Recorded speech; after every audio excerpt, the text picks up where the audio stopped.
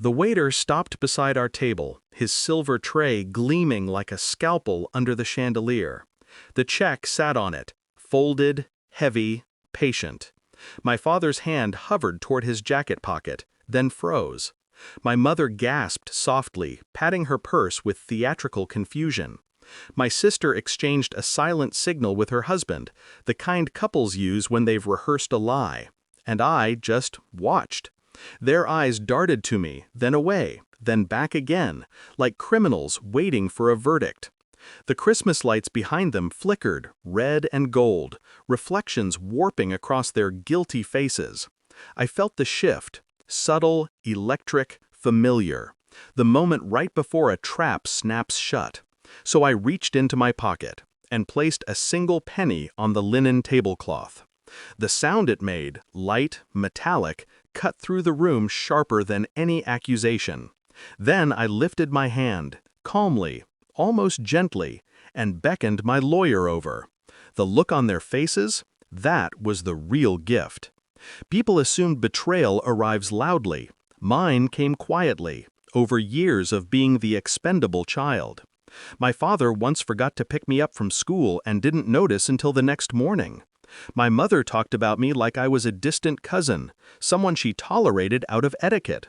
My sister, golden, adored, treated me like a resource, a spare, a tool, a ghost they could put to work when it suited them.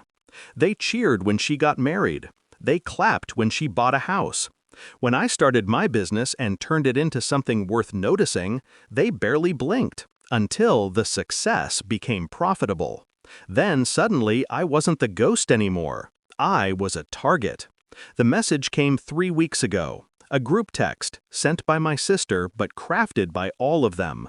Family dinner? Christmas tradition? We should discuss some things. Important things. Important things. They meant my money, my recent sale of the company, my sudden liquidity, as my mother clumsily put it on our last call. I knew what they wanted. They wanted funding. They wanted bailouts. They wanted me woven right back into the family dynamic, as a wallet, not a son. But I accepted the invitation anyway. When people show you who they are, the smart thing is to take notes, not run. 3 days before the dinner, I made a decision. No more explanations. No more attempts at earning affection that was never offered. I called Daniel, my lawyer, not because I planned a confrontation, but because I planned a documentation, a quiet correction to a lifetime of imbalance. I handed him a folder, old messages, bank transfers they pressured me into, evidence of emotional and financial manipulation they'd deny with practiced innocence. He read it, sighed, and nodded. He's seen things like this before. "Be calm," he told me. "I always am," I replied. It felt good, realizing it was true.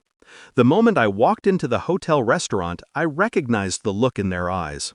That greedy softness, that calculating shine. My father hugged me too tightly.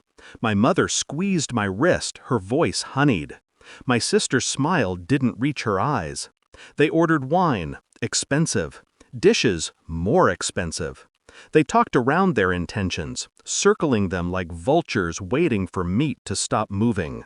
Finally, my sister exhaled dramatically. "So, you probably know why we wanted to meet." I rested my chin in my hand. "Enlighten me." My father jumped in. "We need support. Temporarily. You've been blessed, and family helps family." My mother nodded rapidly. "You could contribute, a small amount, an investment in us." I felt nothing. No anger, no sadness, just the cool clarity of recognition. The check arrived right on cue. When they reached for their wallets and discovered, collectively, magically, that all of them had forgotten to bring money to an expensive Christmas dinner, I simply observed. My sister laughed nervously.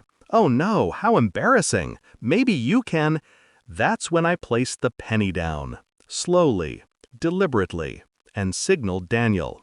He walked over, coat immaculate, expression neutral. My mother's breath hitched.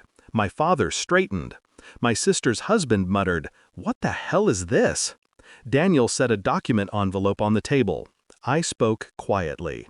I'm done funding this family's delusions. My sister's face drained. Delusions? I nodded toward the documents. Itemized transfers, manipulations, guilt traps, every attempt to siphon money from me, every time you emotionally coerced me. I'm done pretending it didn't happen. My father barked, "Are you threatening us?" "No," I said, calm as the snow outside. "I'm protecting myself." Daniel's voice remained steady. "This is a formal notice that all future communications for financial requests must go through my office. Any harassment or coercion will be pursued legally." My mother pressed her hand to her chest. "How could you bring a lawyer to Christmas?" "Because," I said, standing, "I finally understand what this family celebrates." They didn't shout as I left. They just sat there, silent, stiff, exposed. The penny remained on the table, glinting under the chandelier like a tiny monument to truth. Outside, the air was cold, clean, mine. For the first time in years, I felt the weight lift off my lungs.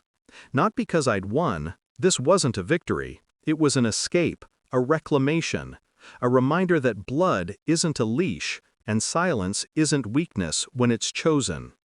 As I walked toward the car, snow landing softly on my coat, one final thought settled in. I didn't lose a family tonight. I ended an illusion. And there is nothing more freeing than that.